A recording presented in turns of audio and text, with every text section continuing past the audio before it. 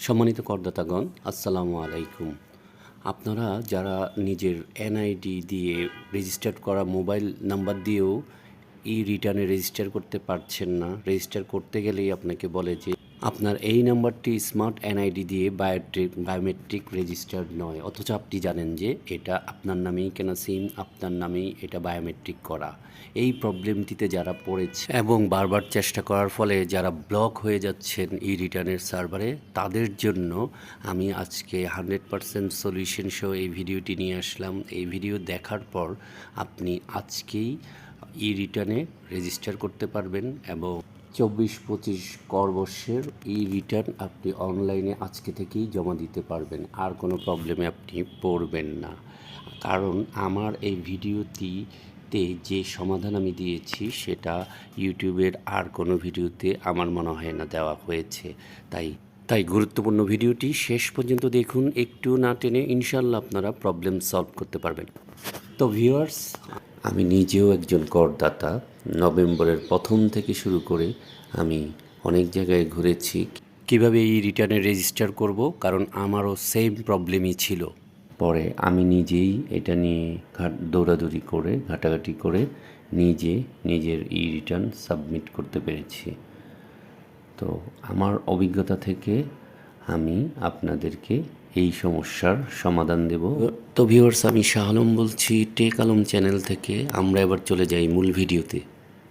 তো viewers, return দিতে হলে আপনাকে প্রথমে গুগলে যেতে হয়। গুগলে যে রিটার্ন কথাটি লিখলে এই পেজটি আসে এবং লাল আইকনে রিটার্নে ক্লিক করলে এই পেজটি আসে এবং এখান থেকে ফাইল ইউর রিটার্নে ক্লিক করলে এই পেজটি আসে এবং এখানে আই এম নট ইয়েট রেজিস্টার্ডে ক্লিক করলে ঠিক এই পেজটি আসে। এখানে বলা হচ্ছে *16001# ডায়াল করে আপনি আপনার নির্ধারিত নাম্বারটি বায়োমেট্রিক রেজিস্টার্ড কিনা সেই জিনিসটা নিশ্চিত হয়ে নিন।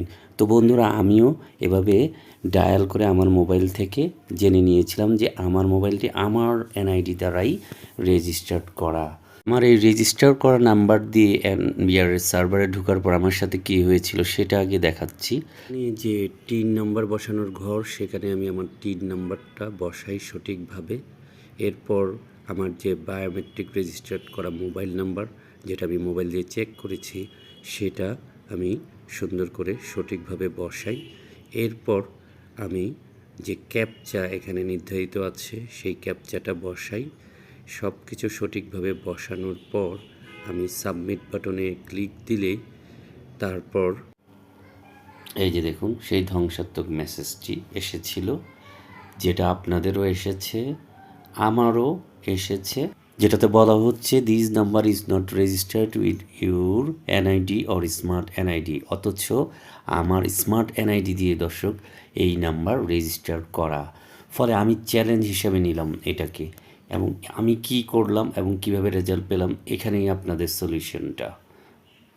আমার মোট 2টি বাংলা লিঙ্ক সিম রেজিস্টার্ড করা আমার এনআইডিতে। তো আমি 2টিতেই ব্যর্থ হই এবং আমার মাত্র একটি অ্যাটেম্প্ট বাকি থাকে। তার মানে তখন আমি ব্লক হয়ে যাব।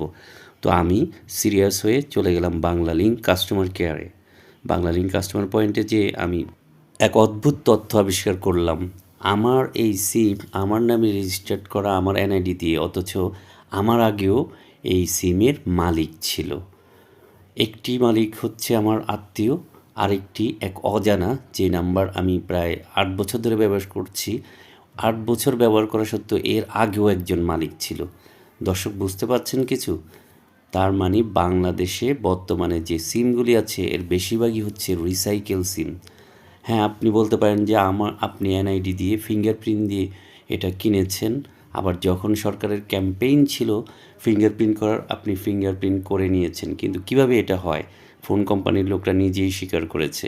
সেটা হচ্ছে তারা এক লটে অনেকগুলি সিম একটা এনআইডি দিয়ে কিনে তারপর অন্যের কাছে বিক্রি করে। ফলে যখন দ্বিতীয় ক্রেতা হিসেবে আপনি কিনেন, আপনার নামে এটা রেজিস্টার্ড, আপনি সেফ, সবই ঠিক আছে, কিন্তু সরকারি কাজে ট্রেড লাইসেন্স সহ রিটার্ন সহ এইসব কাজে এইসব সিমগুলি কাজ করে না, কারণ সার্ভারে প্রথম মালিকের এনআইডির তথ্যই থেকে যায়। এইসব কারণে যত রিসাইকেল সিম আছে এগুলি দিয়ে সরকারি কাজ করতে গেলে কোনো রকম কাজ হয় না। আমাদের যাদের হচ্ছে না এখানে এই ধরনের সমস্যাটাই, এটা আমি আরও শিওর হলাম বাংলাদেশের সবচেয়ে পুরনো এবং প্রখ্যাত গ্রামীণ ফোন সেন্টারে যে আমি সিদ্ধান্ত নিলাম যে আমি একটি ফ্রেশ সিম কিনবো যেটার আর কোনো মালিক নেই। আজকে আমি এনআইডি দিয়ে সিম কিনবো, তারপর আমি ইটিনে আমার আর একটা অ্যাটেম্প আছে, আমি সেটা দিয়ে রেজিস্টার করব। গেলাম গ্রামীণ ফোন অফিসে, সেখানে যে আরও অদ্ভুত তথ্য, তাদের মূল কাস্টমার কেয়ার, অথচ তাদের যত সিম তারা বলতেছে তাদের কোনো ফ্রেশ সিম নেই, তাদের সব সিমই রিসাইকেল। আমি মাথায় হাত দিলাম, হয়তো রাস্তায় ঝুড়িতে টেবিলে এগুলি বিক্রি করে রিসাইকেল সিম, কিন্তু কাস্টমার কেয়ারও বিক্রি করে। তারা স্বীকার করলো 3 বছর ধরে গ্রামীণ ফোনের কোনো নতুন সিম সরকার দেওয়ার অনুমতি দেয়নি, তাই তারা গত 3 বছর ধরে যত সিম বিক্রি করছে সবই রিসাইকেল সিম। সমস্যাটা আসলে রিসাইকেল সিমের। আমার আপনার যে সিম দিয়ে কাজ হচ্ছে না, অথচ আমার এনআইডি দিয়ে রেজিস্টার্ড করা, এগুলি আসলে মূলত একটি রিসাইকেল সিম। তাহলে সলিউশন কি, সেটাও আমি গ্রামীণ ফোন থেকে পেলাম। তারা আমাকে বলল, স্যার আপনার ই রিটার্ন নয়, শুধু যে কোনো সরকারি কাজ, ট্রেড লাইসেন্সে আপনি এমন একটা সিম কিনবেন যেটার আর কোনো মালিক নেই, এবং এই ব্যাপারে ফ্রেশ কোনো সিম যদি আপনি কিনতে চান এই মুহূর্তে বাংলাদেশে, সেটা আপনাকে দিতে পারবে শুধু টেলিটক, কারণ টেলিটকের কোনো রিসাইকেল সিম নেই। আসলেই টেলিটক সরকারি সিম এবং এদের কোনো রিসাইকেল হওয়ার কোনো সম্ভাবনা নেই। আমি গেলাম টেলিটক সেন্টারে গুলিস্তানের, সেখানে দেখলাম টেলিটক স্বাধীন প্যাকেজটি এমনভাবে বিক্রি হচ্ছে যে আপনার কোনো সিম চয়েস করারও অপশন নেই।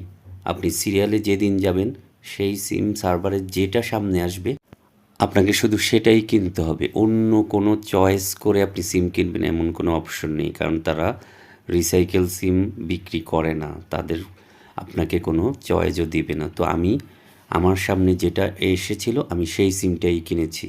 দর্শক, খুবই চমকপ্রদ ব্যাপার, আমি যেদিন টেলিটক সিম কিনেছি সেদিন বিকালে আমি এই রিটার্ন রেজিস্টার করতে পেরেছি। আমি আপনাদের আমার সেই রেজিস্টার করা পেজটিতেও নিয়ে যাব। আমি নভেম্বরের 20 তারিখেই আমার কাজটি করতে পেরেছি। নভেম্বরের 1 থেকে 20-এ এই রিচার্জ করে 20 তারিখে টেলিটক সিম দুপুরে কিনেছি, বিকালে লগ ইন করেছি, আমার এক চান্সে পেজে লগ ইন হয়ে গেছে।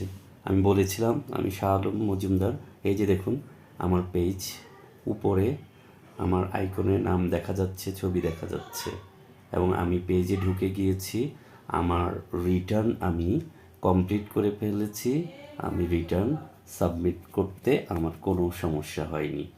তো আপনারা যদি আমার এই ভিডিও দেখে থাকেন শেষ পর্যন্ত, আপনারা শুধু এই জিনিসটা অ্যাপ্লাই করুন, যাদের মোবাইল রেজিস্টার করা সত্ত্বেও বলতেছে যে এনআইডি দিয়ে রেজিস্টার্ড নয়, তারা এইসব ঝামেলায় আর না যেয়ে আপনারা সম্পূর্ণ নতুন একটি টেলিটক স্বাধীন প্যাকেজের একটি সিম কিনুন আজই, এবং কিনে আপনি আপনার টিন নাম্বার এবং টেলিটক সিমের নাম্বারটি বসিয়ে লগ ইন করুন, রেজিস্টার করুন, সাথে সাথে ওটিপি আসবে, ওটিপি বসিয়ে দিবেন এবং আপনি পাসওয়ার্ড বসিয়ে আপনি আপনার টিনের সার্ভারে ঢুকে যাবেন।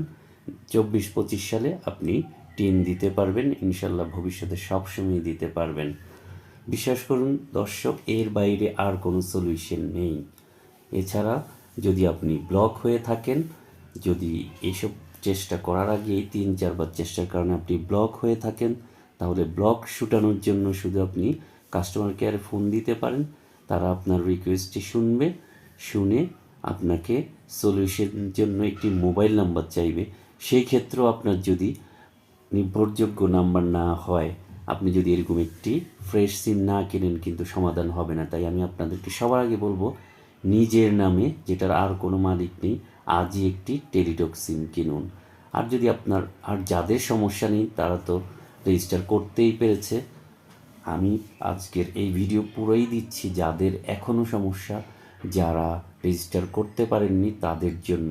তো আশা করি যে ভাইয়েরা এই প্রবলেমে পড়েছিলেন তারা আমার এই ভিডিও দেখে উপকৃত হবেন, এবং আপনারাও ইটিন সার্ভার রেজিস্টার করতে পারবেন, রিটার্ন সাবমিট করতে পারবেন।